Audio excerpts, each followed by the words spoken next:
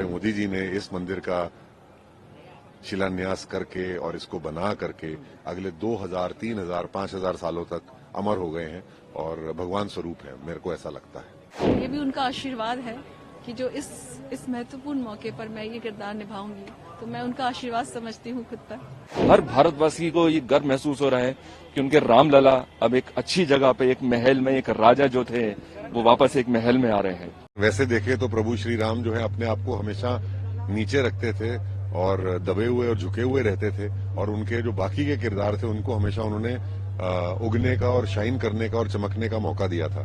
तो ये बहुत अहम किरदार है, और ये किरदार नहीं, अब तो मेरे अंदर, मेरे कण कण में राम बसते हैं। 2020 से मैं इस लीला का मंचन कर रहा हूँ, अयोध्या जी में आके कर रहा हूँ, और पूरे विश्व में लाइव दिखाई जाती है। पिछले साल 36 करोड़ लोगों ने देखा।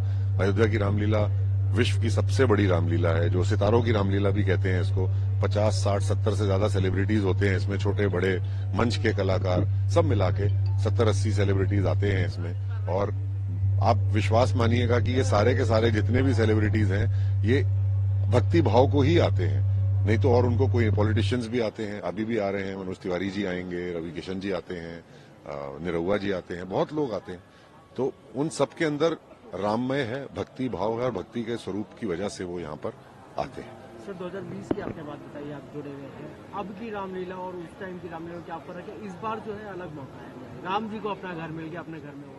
देखिए, तो बहुत बड़ी बात है, और मैं मौजूदा सरकार का शुक्रिया अदा करना चाहता हूँ, जिन्होंने हर देशवासी को अपने जीवन काल में ये मौका दिया कि वो इस प्यारे से अवसर का स्वाद ले सकें, और ये इतिहास बन गया है। अहिल्याबाई ने मंदिरों का निर्माण किया था, वो इतिहास में अमर हो गई थी। हमारे मोदी जी ने इस मंदिर का शिलान्यास करके और इसको बना करके अगले 2000, 3000, 5000 सालों तक अमर हो गए हैं, और भगवान स्वरूप है, मेरे को ऐसा लगता है। सबसे पहले तो जय श्री राम। देखिए, बहुत ही बड़ा अवसर है। हम सब सारे भारतीय और विश्व भर के लोग 500 सालों से इस चीज का इंतजार कर रहे थे कि 500 साल बाद ये एक भव्य उत्सव होने जा रहा है। तो सबके दिल में बहुत खुशी है। उनका एक वनवास ये भी पूरा हुआ जिसको 500 साल लगे। तो बहुत ही अच्छा अवसर है, और हम लोग क्योंकि ये जो अवसर है इसमें हम भी अपना योगदान दे रहे हैं, तो ये भी हमारे लिए बहुत ही गौरवपूर्ण क्षण रहेगा कि मैं माता सीता की भूमिका निभाने जा रही हूँ। तो ये भी उनका आशीर्वाद है कि जो इस महत्वपूर्ण मौके पर मैं ये किरदार निभाऊंगी, तो मैं उनका आशीर्वाद समझती हूँ खुद पर। पूरे भारतवासियों को और अयोध्या वासियों को रामलला के घर आने की बहुत बहुत बधाई देना चाहता हूँ। बहुत खुशी का माहौल है, बहुत आनंद का माहौल है, मजा आ रहा है। और सबसे बड़ी बात यह है कि मैं अपने आप को बहुत सौभाग्यशाली समझ रहा हूँ कि मैं इस पावन मौके पे इस भूमि पर मौजूद हूँ, अयोध्या की धरती पर मौजूद हूँ, और इतिहास का एक हिस्सा बनने जा रहा हूँ। रामलीला कर रहा हूँ, रावण का किरदार निभा रहा हूँ, तो ये बहुत अच्छी बात है। बहुत अच्छा महसूस कर रहा हूँ मैं, बहुत मजा आ रहा है। बहुत सालों का इंतजार जो है भारतवासियों का, या यूं कहे कि पूरे देशवासियों का और बाहर के लोगों का, तो पूरे वर्ल्ड का इंतजार खत्म है। इसको कैसे देखते हैं? बहुत पॉजिटिव है ये, और सब लोगों में इस बात को लेकर बहुत सकारात्मकता है कि इतने सालों के बाद रामलला वो टेंट में बैठे रहते थे, उनकी पूजा अर्चना होती थी, और वहां से अब उनको प्रॉपर एक जगह मिली है, एक घर मिला है।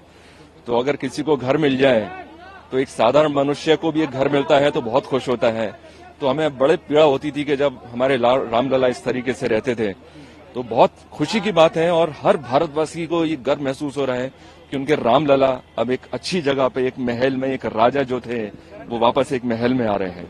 कुछ लोग सर अभी भी इनविटेशन को भी डिक्लाइन कर दिया उन्होंने, और आने से भी मना कर रहे हैं, कह रहे कि राम जी हमारे हैं, जरूर इस पे आना। इसको एक पॉलिटिकल इवेंट तक बता दें। हाँ, ये देखो, पॉलिटिकल इवेंट ये नहीं बनना चाहिए था, क्योंकि ये कोई ऐसी बात नहीं है, ये कोई इंडिविजुअल बात नहीं है, व्यक्तिगत बात नहीं है, ये लोगों की भावनाएं थी। तो मुझे लगता है कि ऐसा नहीं करना चाहिए था। आपको आना चाहिए था। मैं तो बोलता हूं कि अगर ऐसी जगह पे भगवान के काम के लिए, प्रभु राम के काम के लिए, तो अगर इनविटेशन ना भी मिले तो भी आप जाओ। आपकी एक छवि बनेगी, आपके लोगों में एक छवि सुधरेगी। अगर आप प्रभु के काम के लिए जाएंगे, आप किसी के व्यक्तिगत काम के लिए नहीं जा रहे हैं, आप प्रभु के काम के लिए जा रहे हैं, तो मुझे लगता है कि बिना इनविटेशन के भी जाना चाहिए। हमसे जुड़े रहने के लिए हमारे YouTube चैनल को सब्सक्राइब करें और नई वीडियो की नोटिफिकेशन के लिए बेल आइकॉन को दबाएं। अगर आप ये वीडियो Facebook पर देख रहे हैं तो लाइक जरूर करें और ज्यादा से ज्यादा शेयर करें। धन्यवाद।